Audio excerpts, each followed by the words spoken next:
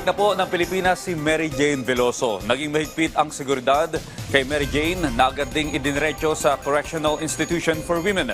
Mula na iya, may report ang ating kasamang si Benji Dorango live. Benji? Audrey, alas 6:30 na nang makalampas ang immigration ng NAIA Terminal 3 si Mary Jane Veloso.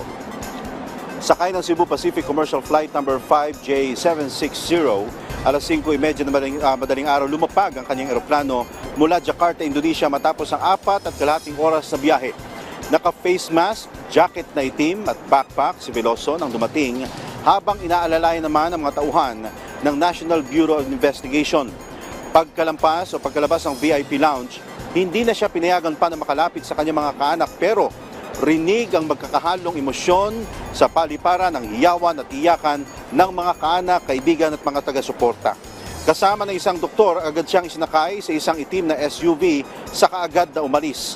Ito na ang unang pagkakataon na makatutungtong ng bansa si Veloso matapos ang 14 na taon na pagkakapiit sa bansang Indonesia dahil sa kasong pagpupuslit umano ng droga. Matatandaan na pinagpasapasahan na ng ilang administrasyon ang kaso ni Veloso.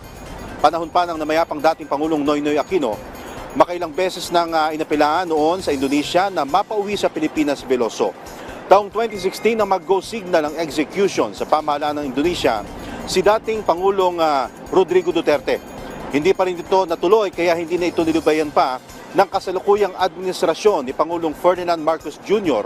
at sa kauna-unahang pagkakataon ng state visit ng Pangulo sa Indonesia nito lamang Setyembre, nakumbinsi niya na pauwi na lamang sa bansa si Veloso para dito ituloy ang kanyang sentensya na labis na ikinatuwa naman ng kanyang pamilya. Samantala, Audrey, ang ayon naman sa DOJ, dadalhin diretso sa koreksyonal si Mary Jane Veloso at doon bibigyan ng pagkakataon ng pamilya, mga kaibigan, mga taga-suporta na mayakap siya ng kanyang mga mahal sa buhay na 14 na taon nang nawalay sa kanila. Pero hindi ba dito nagtatapos ang kwento ni Veloso dahil itutuloy lang niya ang sentensya sa Pilipinas sa kasong matagal na niyang pinagbabayaran. Audrey. Maraming salamat, Benji Dorango.